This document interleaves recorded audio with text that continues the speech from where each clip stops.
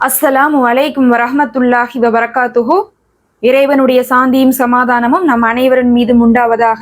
அல்ஹம்துலில்லா. இந்த காணொளியில நம்ம இன்னைக்கு ஹமாஸ் போட்ட ஒரு நிபந்தனையை பத்தி பார்க்க போறோம். அந்த நிபந்தனைக்கு இப்போது நெத்தன்யாகு சம்மதம் தெரிவித்ததாக வெளியாகியிருக்கு. நம்ம இதை பத்தி 2 நாட்களுக்கு முன்னாடியே பேசியிருந்தோம். ஆனா இப்போதுதான் அதற்கான அடுத்த கட்ட நிகழ்வு நடந்திருக்குது. அந்த சந்தோஷமான விஷயம் என்னன்னு பாக்குறதுக்கு முன்னாடி இன்னும் சப்ஸ்கிரைப் பண்ணாதவங்க மறக்காம சப்ஸ்கிரைப் பண்ணி அந்த நோட்டிபிகேஷன் பெல்ல கிளிக் பண்ணிக்கோங்க. நம்ம போடுற வீடியோ உடனுக்குடன் உங்களுக்கு வரும். நம்ம 2 நாட்களுக்கு முன்னாடியே சொல்லியிருந்தோம், அல்லாஹ் நமக்கு தேவையானதை எந்த வழியில வேணா ஏற்படுத்துவான்ட்டு. அங்க காசா மக்கள் பார்த்தீங்கன்னா 60,000 பேர் கிட்டத்தட்ட அடிபட்டு இருக்காங்க, ஹாஸ்பிட்டல்ல அட்மிட் ஆயிருக்காங்க.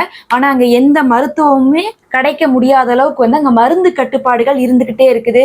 ஆப்ரேஷன் செய்யணும்னா கூட அனஸ்தீசியா போன்ற மருந்துகள் இல்லாமல் மயக்கம் கொடுக்காமலே குத்துயிரும் கொலையுருமாக இருக்கக்கூடிய அவர்களுக்கு அப்படியே ஆப்ரேஷன் செஞ்சு அந்த உறுப்புகளை செய்தி செய்யறாங்க. இந்த மாதிரியான நிறைய கஷ்டங்கள் அந்த மக்கள் அனுபவிச்சுட்டு இருக்காங்க. ஆனாலும் அவர்களுக்கு தேவையான மருந்துகளை ரஃபாவுடைய பார்டர்ல இருந்து உள்ள வராம இஸ்ரேல் தடுத்துட்டு இருக்காங்க அப்படிங்கக்கூடிய தகவலை சொல்லி நம்ம என்ன சொல்லியிருந்தோம்னா, இப்போது ஒரு புதிய ஒப்பந்தத்துக்கு பேச்சுவார்த்தை நடந்துட்டு இருக்கு. இஸ்ரேலை சேர்ந்த பிணை கைதிகளுக்கு இப்ப மருந்து தேவைப்படுது. அந்த மருந்தை இஸ்ரேல் முன் கொடுக்குது. அந்த சமயத்துல இவங்க என்ன பண்றாங்கன்னா, உங்க பிணை கைதிகளுக்கு நாங்க கொடுக்கணும்னா எங்களுடைய மக்களுக்கும் நீங்க மருந்து கொடுக்கணும். அப்படி கொடுத்தாதான் நாங்க அதை வாங்கி உங்க பிணை கைதிகளுக்கு நாங்க கொடுப்போம். அப்படி இல்லாட்டினா நாங்க கொடுக்க மாட்டோம் அப்படின்னு சொல்லிட்டு பேச்சுவார்த்தை போயிட்டு இருக்குதுன்னு நம்ம சொல்லிட்டு இருந்தோம். இப்ப பாத்தீங்கன்னா அது ஒரு நல்ல முடிவாக வெளியாயிருக்கு. இதை யார் முன்னாடி நின்று பண்றாங்கன்னு பாத்தீங்கன்னா மீண்டும் கத்தார் தான் பண்றாங்க. கத்தாருடன் சேர்ந்து இப்ப பிரான்ஸும் பண்ணிட்டு இருக்காங்க. கத்தார் நேற்று ஒரு அறிவிப்பு கொடுத்திருந்தாங்க. நம்ம நேற்றைய வீடியோலயே பார்த்திருந்தோம்.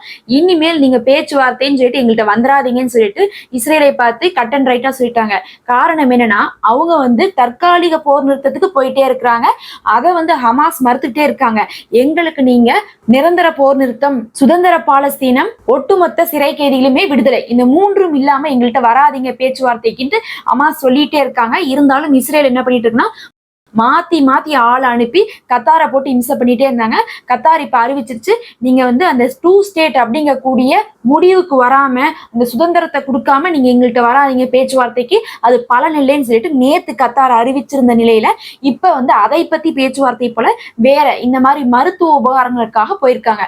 இதுல பாத்தீங்கன்னா பிரான்ஸ் ஏன் இணைஞ்சிருக்காங்க அப்படிங்கக்கூடிய சந்தேகம் வரும். ஏன்னா முதல் தடவை போர் நிறுத்தத்தின் போதுல பிரான்ஸுக்கு இதுக்கெல்லாம் சம்பந்தமே இல்லையே அப்படின்னா, பிரான்ஸுடைய அந்த குடியுரிமை பெற்றவங்களும் பிணை கைதிகளாக இருக்காங்க. அவங்களுக்கு பாத்தீங்கன்னா 2 நாட்டுடைய குடியுரிமை இருக்கும். இஸ்ரேல்ல இருக்கக்கூடிய நிறைய யூதர்கள் பாத்தீங்கன்னா அதிகமாக 2 நாட்டுடைய குடியுரிமையோட இருப்பாங்க. காரணம் என்னன்னு பார்த்தா, அவங்களே ஆக்கிரமிச்ச இடத்துலதான் இருந்துட்டு இருக்காங்க. இவங்களது ஒன்றும் பூர்வீக இடம்லாம் கிடையாது. அவங்க வெளிநாட்டை சேர்ந்தவங்களாக இருப்பாங்க. அவங்களை எல்லாம் அனுப்பிவிட்டு இப்படிதான் கூட்டத்தை சேர்த்தி தான் இருந்துட்டு இருக்காங்க.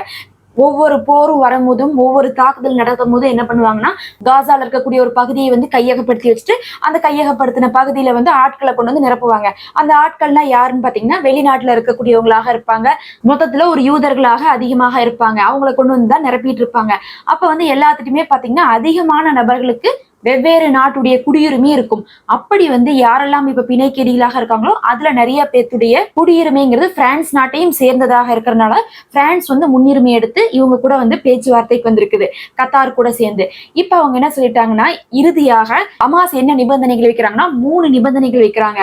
நீங்க உங்க பிணை கைதிகளுக்கு ஒரு மருந்து கொடுக்குறீங்க அப்படின்னா அதுல 1000 மடங்கு பிணை கைதிகளுக்கு ஒரு டப்பா கொடுத்தா அதுலயே 1000 டப்பா அளவுக்கு மருந்து காசா மக்களுக்கு நீங்க கொடுக்கணும். அப்பதான் அந்த ஒரு மருந்தை நாங்க அந்த பிணை கைதிகளுக்கு கொடுப்போம். 1க்கு 1000ன்னு சொல்றாங்க. ஏன்னா அங்க பிணை கைதிகள் என்னமோ 100ல தான் இருக்காங்க. ஆனா அடிப்பட்ட காசா மக்கள் 60,000 பேர் இருக்காங்களே. அப்ப அப்படி பார்க்கும் போது நம்ம ஆயிரக்கணக்காக தான் பேசியானுங்கிறனால அவங்க சொல்லியிருக்காங்க. இப்ப அங்க சுகர் பேஷண்ட் இருக்காங்க பிணை கைதிகள்ல அப்படின்னா அவங்களுக்கு இன்சுலின் கொடுத்துடுறாங்கன்னா அதவே இவங்களுக்கு 1000 டப்பா கொடுத்துடணும் இன்சுலின். அது போக அந்த பிணை கைதிகளுக்கு 1 அப்படியான கணக்குல சொல்றாங்க. அப்ப 1க்கு 1000ன்னு சொல்லி நீங்க எதை கொடுத்தாலும் அப்படி கொடுத்துருங்க அப்படின்னு இருக்காங்க. இது முதல் நிபந்தனை. இதுக்கு அவங்க ஒத்து வரக்கூடியவங்க தான், அதுல எந்த சந்தேகமும் இல்ல. ஆனா இதுல நம்ம போன வீடியோலயே சொல்லியிருந்தோம், அவங்க வேற ஒரு திட்டம் போட்டுட்டு இருக்காங்க.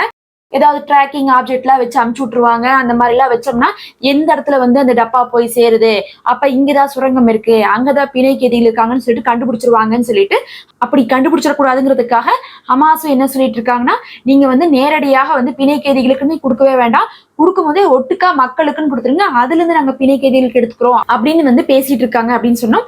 இந்த தடவை அவங்க என்ன சொல்றாங்கன்னா, இவங்க இப்படி எல்லாம் பண்ணக்கூடிய ஆளுக தான் அப்படிங்கிறது வந்து ஹமாஸுக்கு தெரியும். அவங்க இன்னும் 2 கோரிக்கைகள் வச்சிருக்காங்க. அதுல 2வது கோரிக்கை என்னன்னா, அப்படி நீங்க பண்ணிடுவீங்க, அதனால என்ன பண்ணுங்கன்னா, நீங்க பிரான்ஸ்ல இருந்து எங்களுக்கு மருந்துகளை கொடுக்க கூடாது அப்படிங்கிறாங்க. ஏன்னா பிரான்ஸ் இஸ்ரேலுக்கு சப்போர்ட். அப்ப பிரான்ஸ்ல இருந்து மருந்து வந்தா அதுல ஏதாவது டிராக்கிங் ஆப்ஜெக்ட் வர்றதுக்கு வந்து சான்ஸ் இருக்கு. அதனால வந்து எங்களுக்கு கத்தார் மூலியமா தான் மருந்து வரணும்ட்டாங்க. கத்தார் அவங்க பரிபூர்ணமா நம்புறாங்க.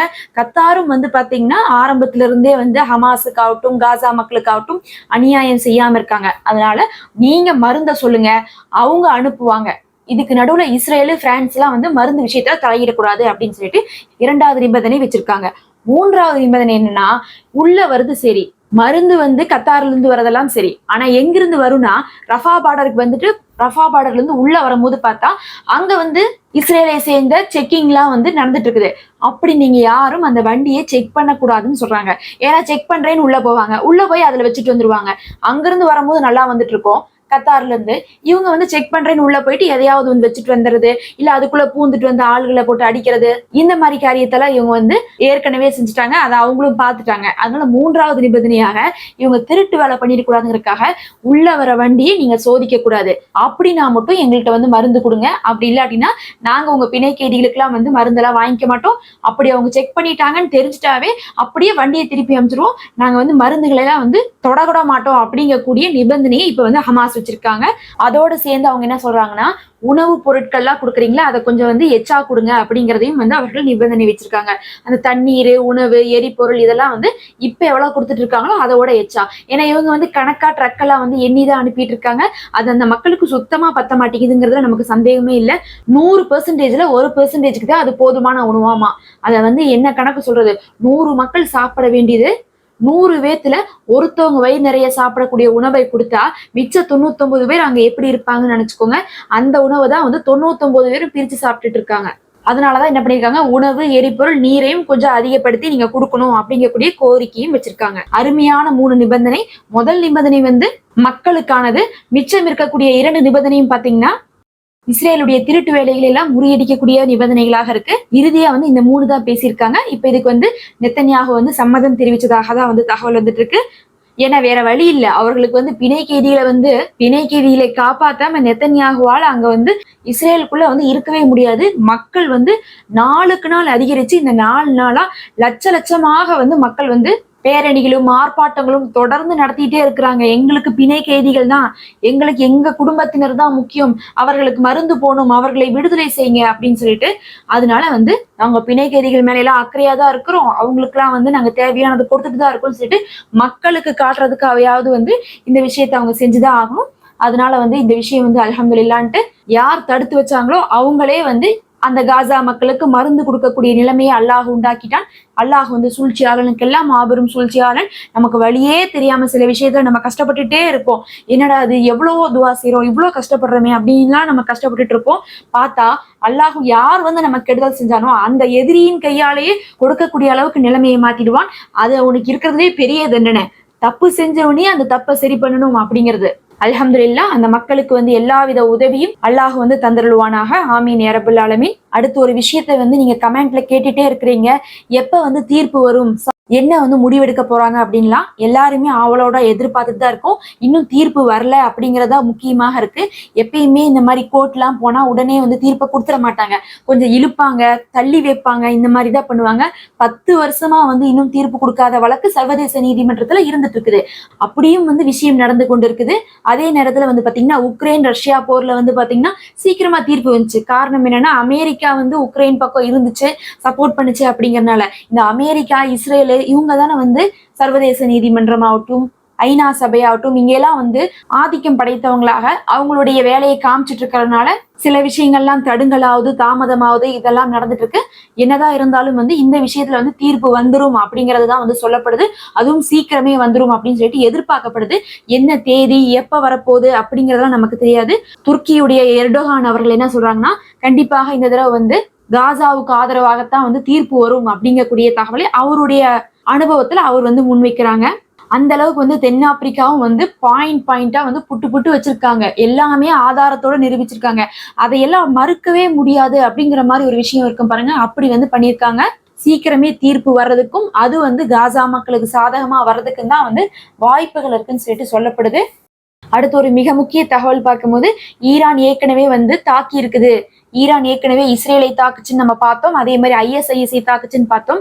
அதே போல இப்போது வந்து பாத்தீங்கன்னா இன்னொரு தாக்குதலையும் அது நடத்தி இருக்குது. அதை குறித்து நம்ம ஒரு காணொளி போட்டிருக்கோம். அந்த வீடியோட லிங்கை நம்ம ஃபர்ஸ்ட் கமெண்ட்ல கொடுத்துருக்கேன். நீங்க பார்க்காதவங்க பார்த்துக்கோங்க. அடுத்த காணொளியில சந்திக்கலாம். தொடர்ந்து நம்மளோட இணைந்திருங்கள்.